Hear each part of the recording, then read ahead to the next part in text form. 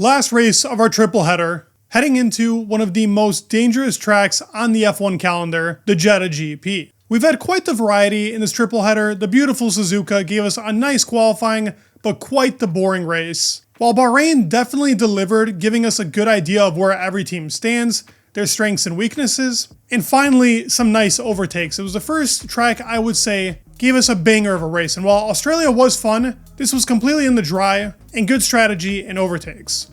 Now finishing off this triple header, we do head into this very beautiful but dangerous track over in Saudi Arabia. It's famous to having some pretty big crashes. Mick Schumacher definitely has one of the biggest crashes of all time in Formula 1, slamming into that wall in qualifying. And thankfully he was okay, but the car definitely wasn't. We had that amazing 2021 Max Verstappen lap that definitely would have been one of the greatest laps of all time if he actually finished it, but unfortunately he hit the very last wall that he could have hit on that lap. There was so much pressure riding there, he was going so close to the walls. Even Alonso had some crazy reactions to that lap. That was close, huh? That was close. I think he's pushing, huh? 210. How was your lap? It was good, man. It was good. I'm happy with the lap, you know. It's over. It was really one of those laps that just gets you excited watching it, makes you see how close these drivers get to the barrier to extract every single tenth. We had a very good race in 2021 and 2022.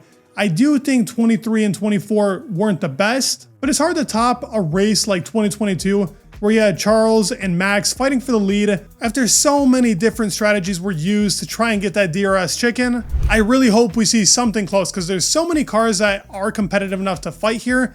Dirty air will definitely play a factor. In 21, we obviously had the Max Verstappen and Lewis Hamilton title fight because Jeddah was the second to last race before we went to Abu Dhabi. But in general, this track reminds me a lot of Baku. Sometimes it delivers the best races of the season, other times it's okay. But qualifying is always fun to watch. Going into our Jeddah preview, we are going to have C3 to C5, and that is different to what we had last year. We had a C2 to C4, and the tire strategy was quite boring.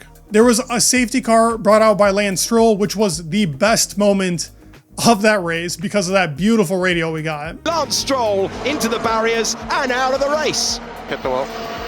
Okay, can you bring it back, Lance?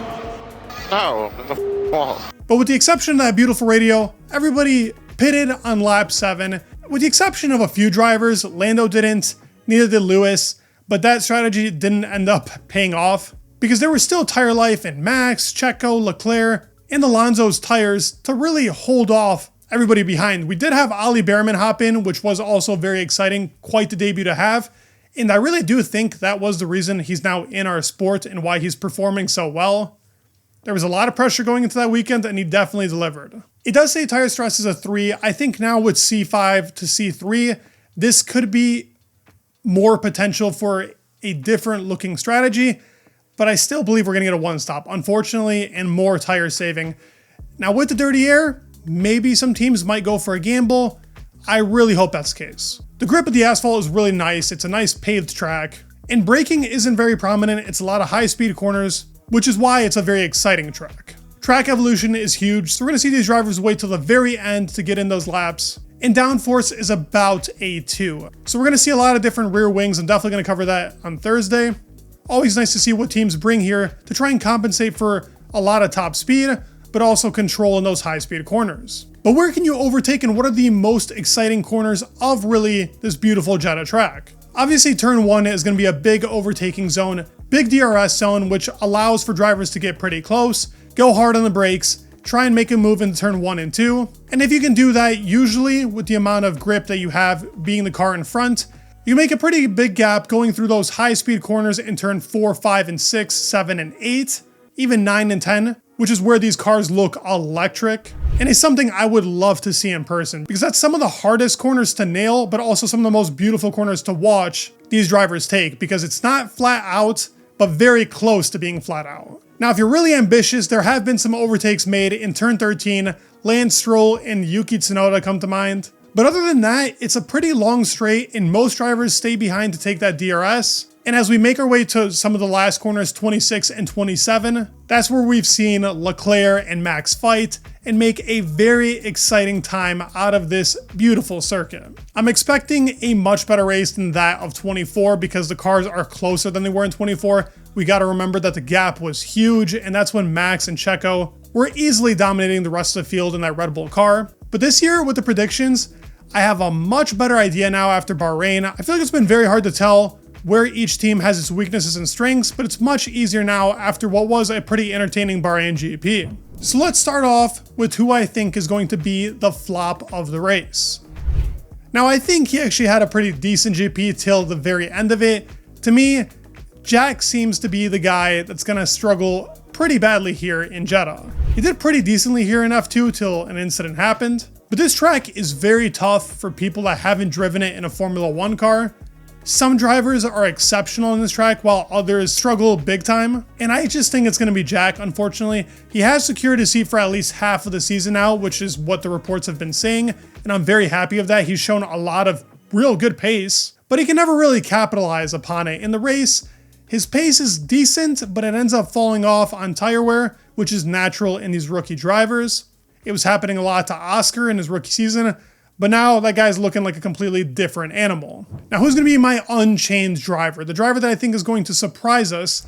Funny enough, I actually put Max here because I think he excels at this type of track. He pulls the most out of the car. The Red Bull was extremely weak in Bahrain. I expect it to be better here in Jeddah.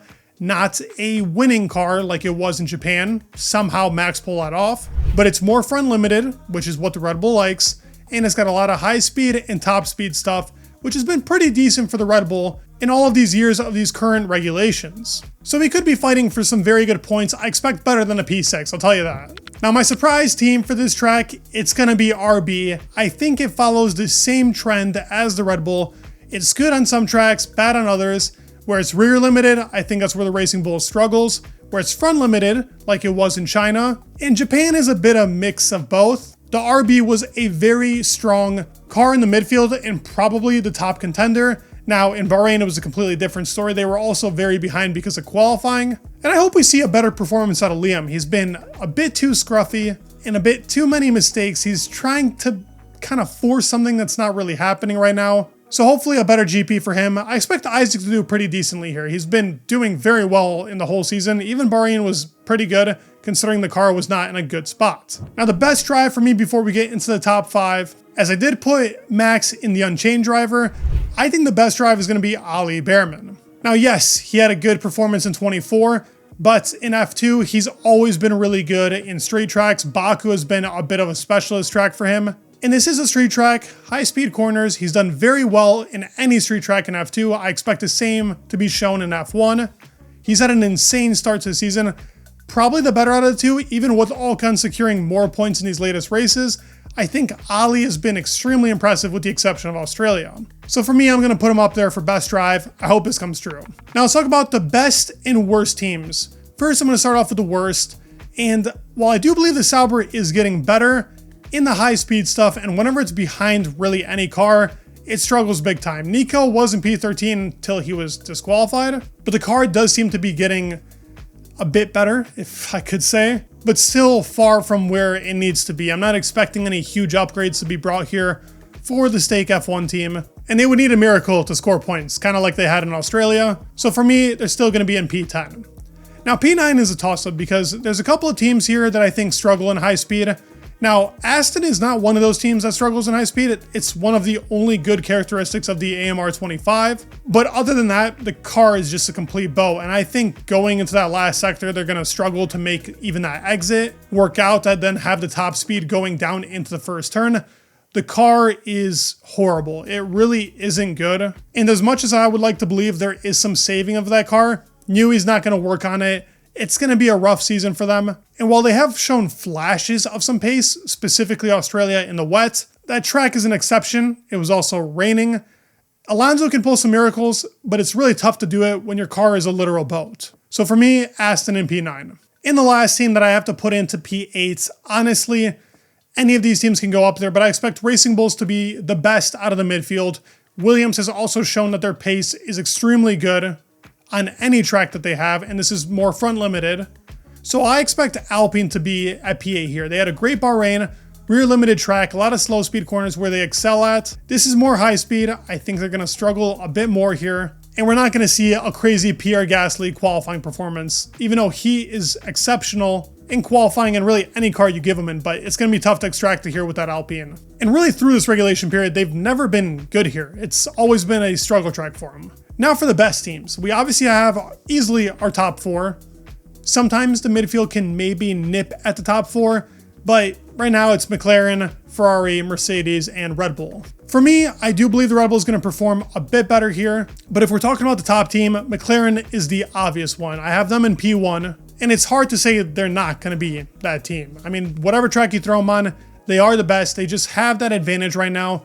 We got to wait till Imola, till Red Bull brings some upgrades, and if Ferrari can confirm that that floor upgrade really brought them some performance, then maybe we can see them fight. I actually do believe they can give a good performance here, but to me, the Mercedes looks like the most stable car. It's got really good top speed. I'm going to put it in P2 right behind McLaren, and the P3 position easily could go to either team, so I'm going to put it up as a tie. Ferrari and Red Bull, there's not really going to be much of a difference here. And yes, we could make the argument that Max is going to be the one that's fighting really these positions. But Yuki did a pretty decent job in Bahrain. I hope he does a good job here in Jeddah. It's going to be more difficult than that of Bahrain. But I doubted him in Bahrain. I'm not going to doubt him here in Jeddah. I expect something decent from the Japanese driver. Now going into our top five. As I stated, it's really close. McLaren is still P1, but I think that each team has a possibility with a driver or two to actually fight Oscar and Lando. With it being super close, I'm going to throw up Leclerc into P5 in that Ferrari. He did a great job in Bahrain. It's a different track, and while it is front limited and high speed, he's been very good at this track, whether it be 24 or 22. So I think he can pull off a very good performance in qualifying. I don't know if they have the race pace to be still fighting all these teams. And the guy that's going to be in front of him is going to be George. George throws up a very good defense if he needs to. And I think it's going to be tough for Leclerc, especially with this dirty air. The car that's in front is going to have a huge advantage in Jeddah, especially Sector 1. And if we do have a different strategy, that could make for a more fun race and more overtakes, which is what I'm hoping for. I hope we get 2 stops and these tires degrade much more than they were in 24. But just thinking about it logically, to me, the Mercedes car looks better than the Ferrari. So I'm going to put him up there. And to finish off the podium in P3, I got Max. He's going to put up a big time fight. He's not going to be able to compete with the McLarens. Lando's going to be in P2. And I think a guy that's been insanely good here from when he started his career in Formula 1 to now, it's Oscar Piastri. It's been a track that he's loved in F2. He loves it in F1. I don't expect anything less. I expected Lando to actually win Bahrain. I'm not going to go against Oscar on a track like Jeddah where he's been a track specialist. But that's going to round it up for my predictions. I'd love to hear your thoughts down in the comments below. Please leave a like, subscribe, it would mean the world, and peace.